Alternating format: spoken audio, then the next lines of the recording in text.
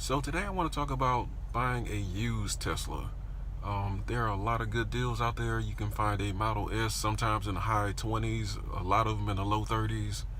You can find Model X's now in the 60s. But some of them aren't as good of deals as they appear to be.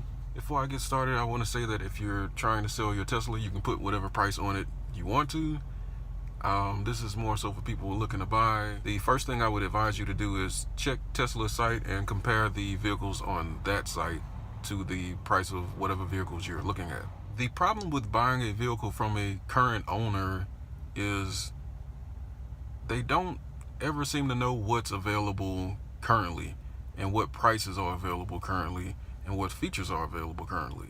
But they will always tell you how much they paid for the car, even though that's kind of irrelevant if they bought their car a couple years ago. You may see a Tesla at a used car dealership, and I don't really trust them a whole lot just because I'm not sure if they know what they're doing with the car. I don't know if the car is being treated properly while it's sitting on the lot.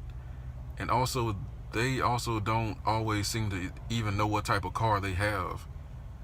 There's one in particular, they had a regular 85 Tesla and they listed it as a performance Tesla 85, not a P85, just performance Tesla, and it clearly wasn't a P85. I think right now the value is with the older Model S's. If you want one that doesn't have autopilot, there are plenty out there that are available that are really nice that you can get for under $40,000.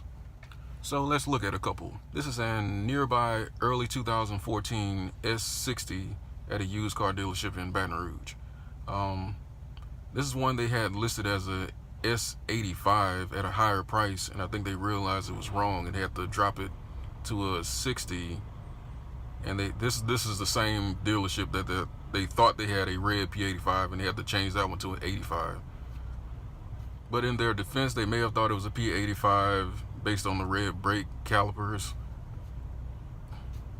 But it's easy to tell what type of car is just by looking at the dash. Now, it is a well taken care of car, but I don't think an S60 is worth $37,000 without autopilot.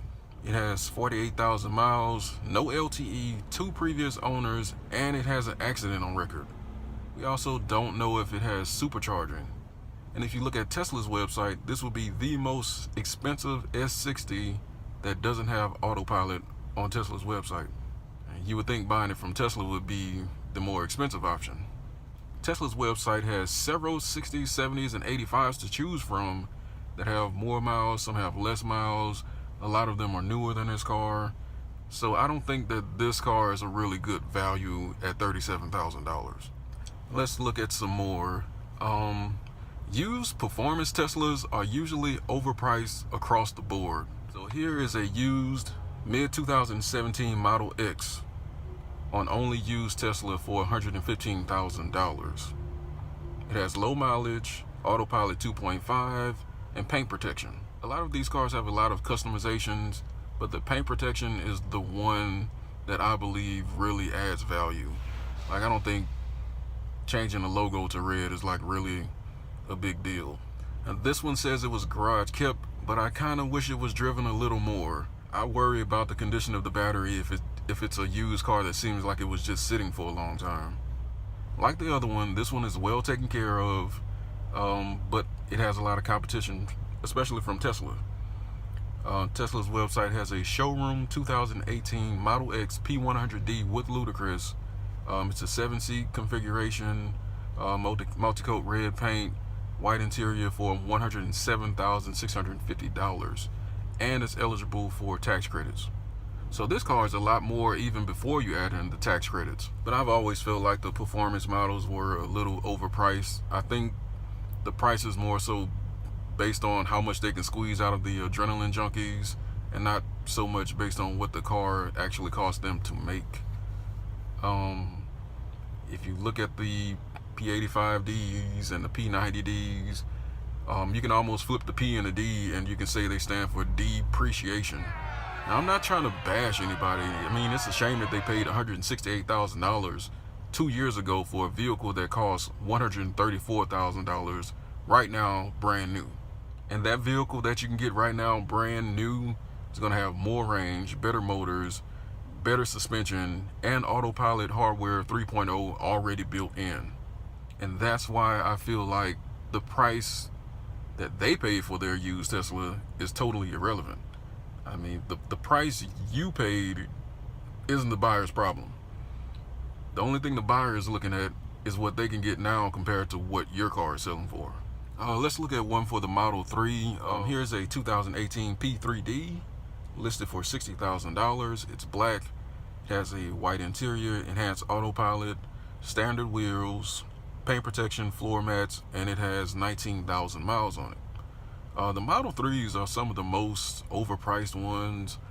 I think some people are still trying to get over and get the tax credit and sell the car, but I mean, you can get a Model 3 in a couple weeks now, so I don't think that's working out for a lot of people anymore.